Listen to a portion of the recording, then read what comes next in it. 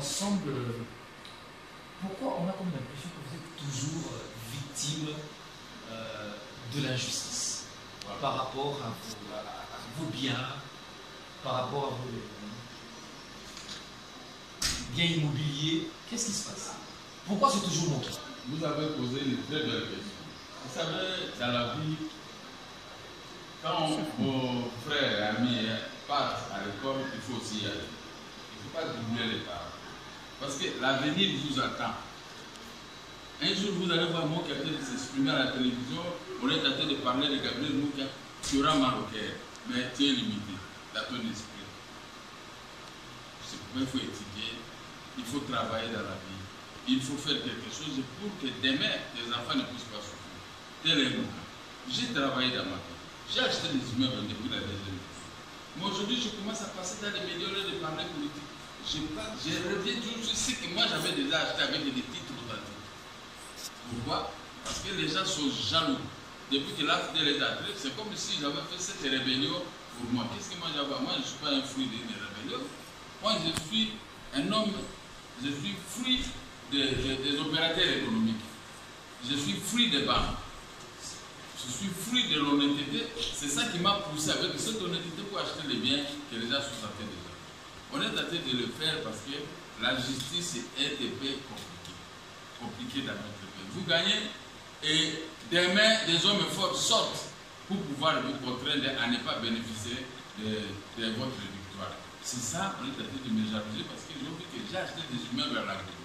Et tous ces gens qui sont venus de la rébellion de l'AFDEL, quand ils voient une maison de la Gombe, ils doivent trembler des gros de feu, ils peuvent même tirer les balles sur toi. Parce qu'ils veulent toujours les maisons à la Gombe.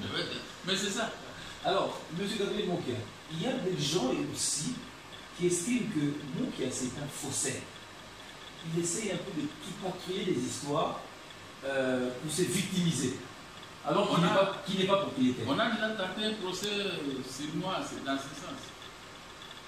Ces gens qui disent, les gens sont faciles à traiter les autres de tel ou tel, mais ils ne sont pas faciles à présenter des preuves. C'est la jalousie. Moi j'ai gagné au vu et au sud du monde, de tout le monde. Quand on m'avait arraché les maisons par un ministre, les gens ne croyaient pas que la Cour de cassation allait me réhabiliter 20 ans après. Moi, j'étais serein et pourtant, j'ai fait des défilés 5 fois en prison. J'avais abandonné ces procès, les procès prenaient son cours. À partir de la prison, je ne suivais pas. Même les avocats, comme ils savaient qu'on n'avait pas l'argent, ils ne venaient pas. Mais les procès suivaient son cours normal. Je sors dernièrement de la prison et je vois que la Cour suprême me réhabilite de tout ce qu'on m'avait posé comme tort. Où est mon cours? Et puis quelle cour? La cour qui a été rasée.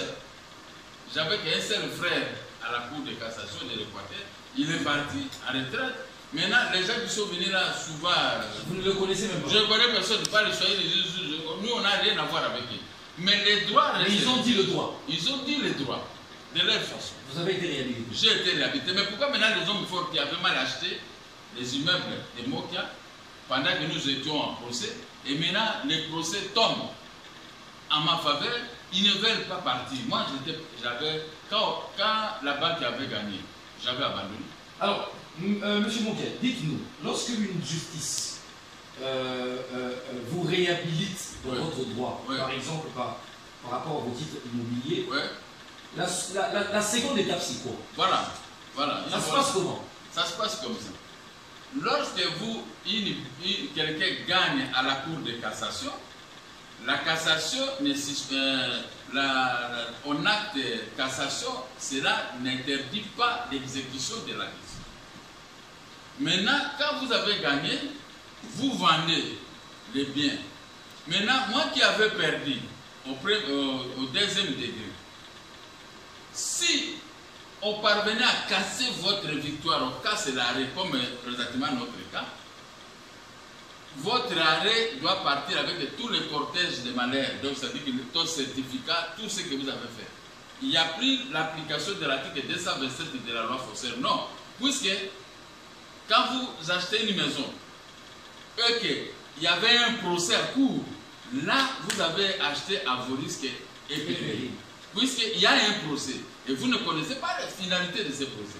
Mais or qu'aujourd'hui, les magistrats ont changé Kazakh.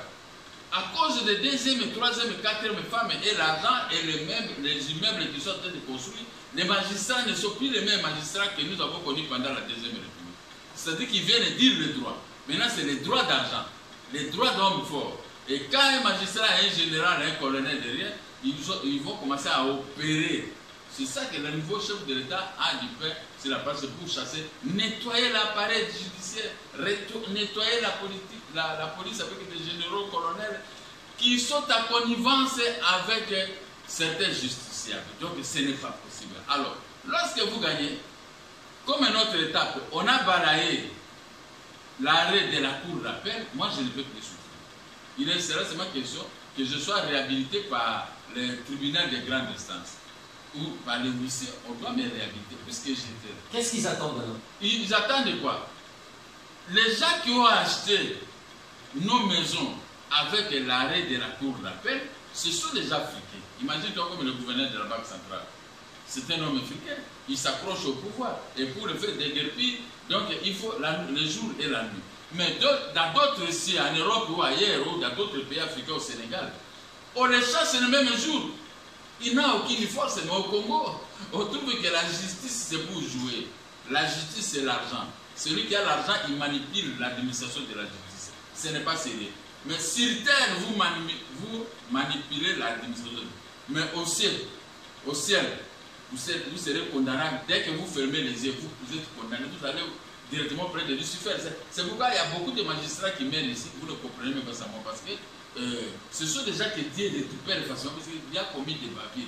La justice élève une nation, mais la justice condamne, la justice détruit une nation au Congo, la RDC. C'est triste, je vous dis la vérité, monsieur le ministre. Alors, monsieur Mokia, cette question également.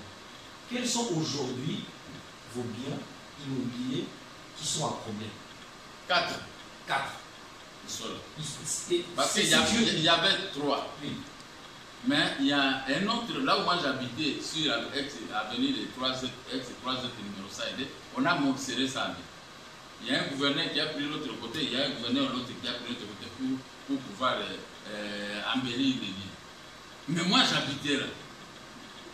Vers les années 95, 96, 97, moi j'habitais là. Mais maintenant, comme on a morcelé, au lieu de 3, ça devient 4. Mais moi, on m'a réhabilité. On ne m'a pas réhabilité pour deux parcelles. Dans l'ensemble? On m'a réhabilité seulement sur le numéro 3801 de plaque cadastrale.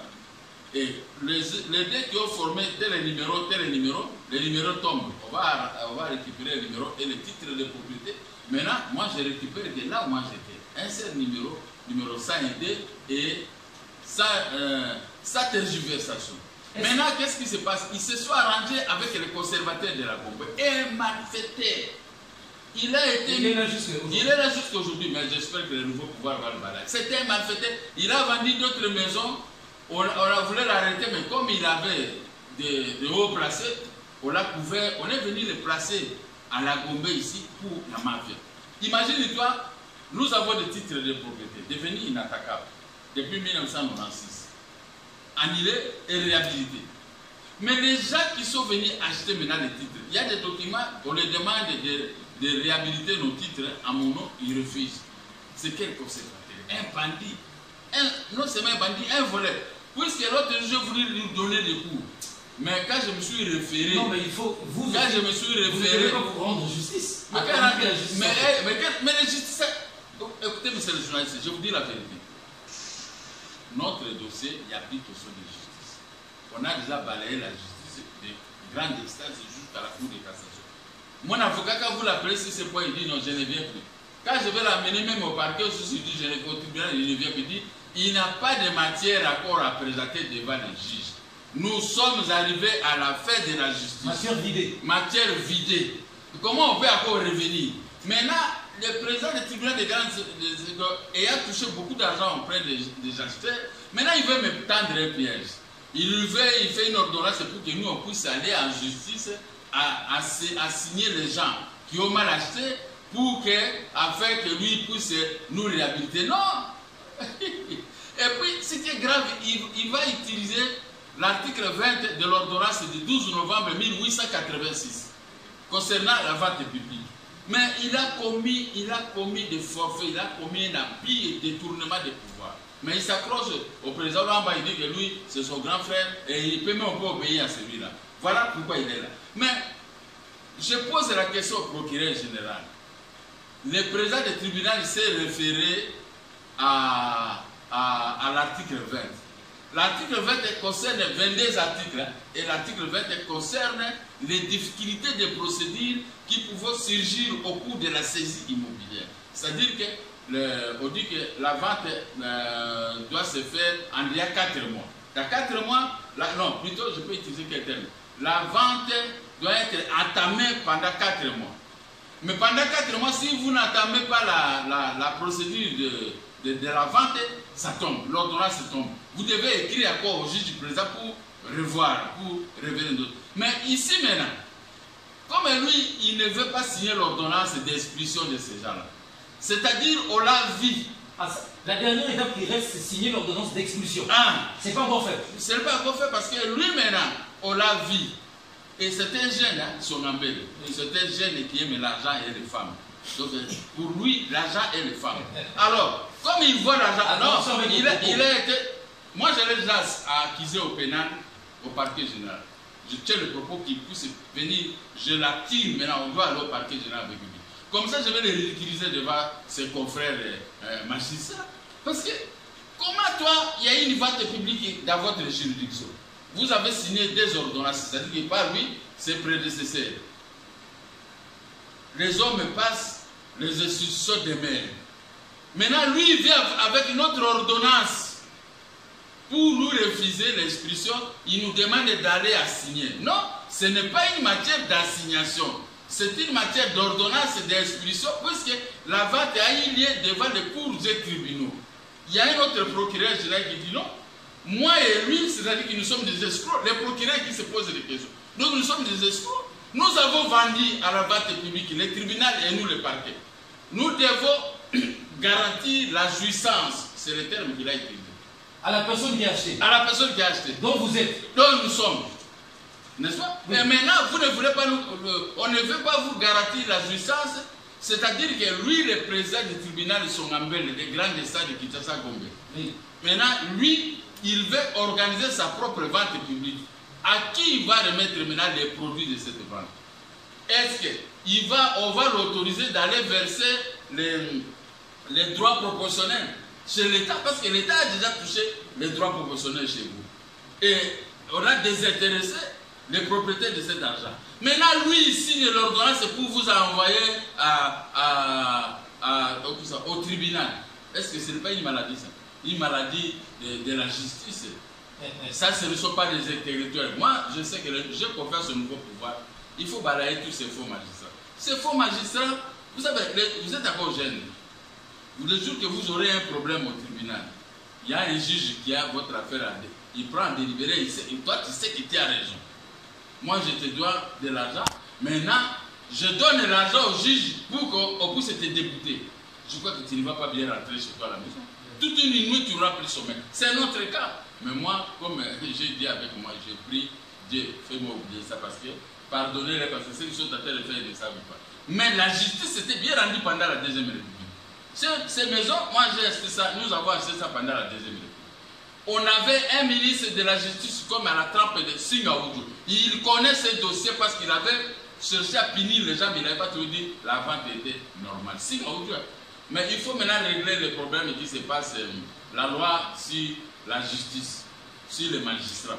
On doit remettre la puissance au ministre de la justice. Parce que si le ministre de la justice a la primauté sur tous les magistrats et tous les juges vont commencer à avoir peur. Maintenant, lui, il a la primauté que sur les magistrats, mais on a laissé la liberté aux juges au niveau des présidents de la Cour de cassation. Il est laissé. Mais comme entre eux, non, le loup ne se mange pas entre eux. Voilà, maintenant, lui, il a suspendu son abbé là 2 fois à cause d'argent. Lui, quand je parle ici, il écoute. Mais il y a encore d'autres magistrats plus hauts que lui qui l'ont réhabilité. Voilà maintenant les erreurs qu'il est tenté de commettre. Ce ne sont même pas les erreurs.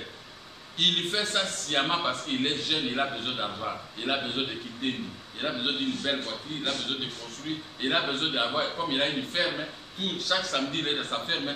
Mais quand il y a des fermes comme ça, tu oublies le travail que tu es appelé à faire, de la justice. Maintenant, tu deviens un affairiste. Alors, tu as besoin d'argent, beaucoup d'argent. C'est pourquoi il voit un tel qui veut gouverner de la Banque centrale, il donne, ok. Il voit son génie, puis il donne, et tout ça. Mais il est en train de donner l'espoir à ces gens que vous allez gagner la famille Mokia, alors que la famille Mokia a légalement acheté et réhabilité par la Cour suprême de justice. Voici cette question. Voilà. Monsieur Mokia, vous avez soutenu le président Félix Tshisekedi.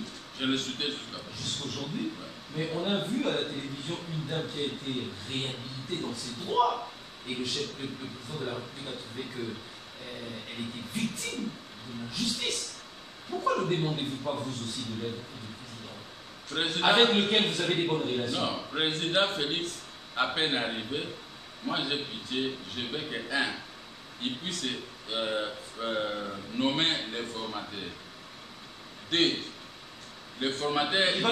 Il va le nommer comment? Parce que... Attendez, écoutez-moi. Et puis, il doit identifier la majorité. Oui. Après, il va nommer un premier ministre. Après, le premier ministre, il doit présenter ce programme au niveau du gouvernement. Si ça peut être accepté, oui. Si ça n'accepte pas, ce gouvernement-là sera démissionnaire. Voilà là où Félix, il a les fardeaux des problèmes dans sa tête. Nous sommes des amis de l'opposition. Je ne vais pas l'embêter. Je peux toujours écrire. C'est à lui d'examiner. S'il estime que j'ai vraiment raison, il peut trouver la solution. Mais cette dame est venue attaquer le président de la République dans sa voiture. Et le président a été sensible. C'est une maman. Moi-même, j'étais candidat de maman. Et victime de l'injustice, il a réagi.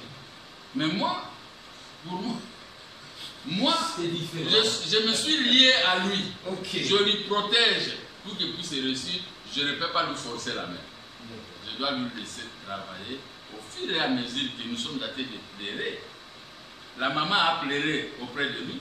Moi, je suis en train de pleurer de loin avec toute la documentation que les services peuvent regarder. Est-ce que moi qui a raison ou pas raison, mais il peut toujours réagir. Connaissant Félix, les gens trouvent que Félix, non, il est meilleur, il va réagir à tout ce que nous sommes en train de croire qu'il est faible. Non, il n'est pas faible. D'accord, on va en parler. Merci. Alors, avant de changer de chapitre pour parler de l'actualité politique, ouais. Quel est le dernier mot, quel est l'appel que vous avez par rapport à votre cas d'injustice? L'appel est simple. Les généraux et les colonels doivent rester en dehors de l'administration de la justice. S'ils sont appelés par avoir des réquisitions des forces de l'ordre, là, ils peuvent venir intervenir. Ça engage les procureurs signataires de la République. Mais aujourd'hui, les généraux sont des affairistes. Quand ils voient une maison, ils viennent, ils créent des problèmes, ils arrêtent, ils commencent à construire, ils vendent. Ce sont des grands vendeurs aujourd'hui. L'appel que je lance à l'administration de la justice. Les gens qui ont fait les droits, pas les droits avec des diplômes achetés, des autres, ça, ce n'est pas les droits. On peut même aussi acheter, mais on doit se conformer aux lois. Quand quelqu'un se conforme aux lois, droit et non. J'en appelle à leur sagesse de dire aux magistrats et aux juges de rendre justice. La justice élève une maison achetée au moment où l'affaire était pendante devant le cours de tribunal, c'est que tu n'as pas acheté. Il y aura confirmation que si la personne qui vous a vendu gagnait au niveau de la cour de cassation, là vous pouvez acheter. Parce qu'il a un document comme ce que moi j'ai. Mais une maison achetée, le dossier en cours d'examen au niveau de la cour de cassation, si la personne comme moi qui a gagné, comme la des arrêts de la cour de cassation que j'ai, je demande au corps judiciaire de se ressaisir, de demander à son embellé de faire marche arrière parce que lorsqu'on se retrouve devant trois ordonnances de vente publique, c'est la première et la deuxième qui priment parce que la première a été confirmée par la deuxième sur base de l'ordonnance numéro 0220, confirmant l'ordonnance numéro 0687. Mais toi, tu ne peux pas amener une autre ordonnance. Vous êtes vendeur. C'est-à-dire que vous vendez maintenant aux prises au franc. À qui est-ce que vous allez verser? Voilà son embelle ici ridiculisé. je suis en train de demander à tous mes amis politiciens de l'ex-opposition, nous allons s'occuper du cas Songambele. Il faut que les autorités actuelles puissent le faire partie du tribunal de grande instance de Kinshasa, parce que tous ceux-là qui parlent une langue, tous ils veulent le tribunal de grande instance de Kinshasa. Et ils viennent là-bas pourquoi? C'est pour commettre les habits. Ils ont pris ce tribunal en otage. Les hommes forts ont élu domicile là-bas. Quand vous gagnez, même pour gagner, c'est très difficile. C'est-à-dire que moi, je n'ai pas un problème aujourd'hui avec la justice. J'ai un problème de réhabilitation par la justice, par l'ordonnance du président du tribunal, puisque c'est le même président du tribunal qui nous avait vendu des maisons à soldats. Mais il ne peut plus aller chercher, même les femmes Ndumba, elles refusent de l'argent. Elle a déjà conclu un marché avec toi, elle ne peut plus aller conclure avec un autre type. Même si les femmes Ndumba arrivent à respecter les engagements, a fortiori quelqu'un qui a étudié, qui a fait les droits. Vous comprenez? Donc mon camp, c'était un camp, j'interpelle la hiérarchie du pays, oui, de s'occuper de ces cas Songambele. Parce que moi je n'ai pas une arme à la main. Si c'était les Palestiniens, Songambele allait déjà les liquider. Parce que là-bas, ils ne braguent pas. Mais ici, nous sommes déjà bien. Les Congolais, ce sont déjà pacifiques. Moi, je suis un homme pacifique. Je m'adresse au peuple. Si les questions que vous me posez, les gens trouvent que je n'ai pas bien répondu, alors là, c'est autre chose. Mais si on trouve que je réponds très bien parce que j'ai acheté les maisons auprès de Songambele.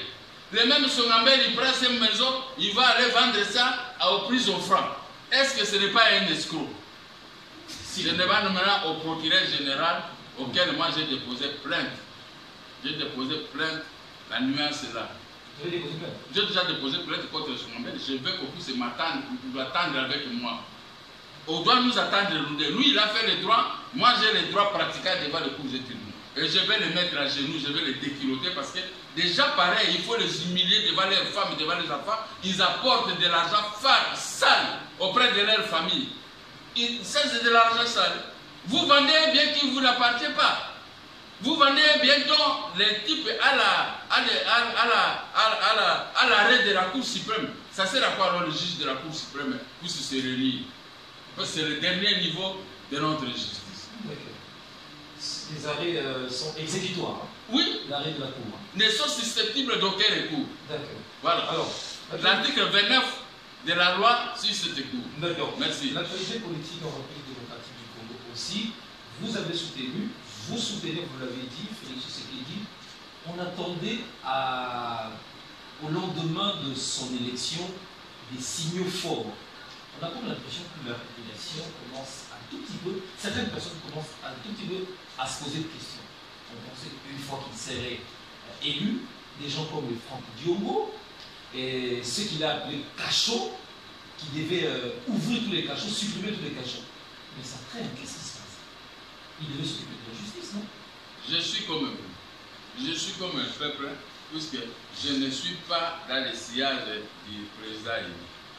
Mais je vois les actes de bonne volonté de l'État. Le président de la République actuelle a trouvé un pays délabré. Délabrement beaucoup plus avancé. Il a trouvé des multitudes de problèmes. Il a commencé par restituer la maison. Il a commencé par la justice. Il a restitué la maison. C'est-à-dire que c'est des signaux très forts.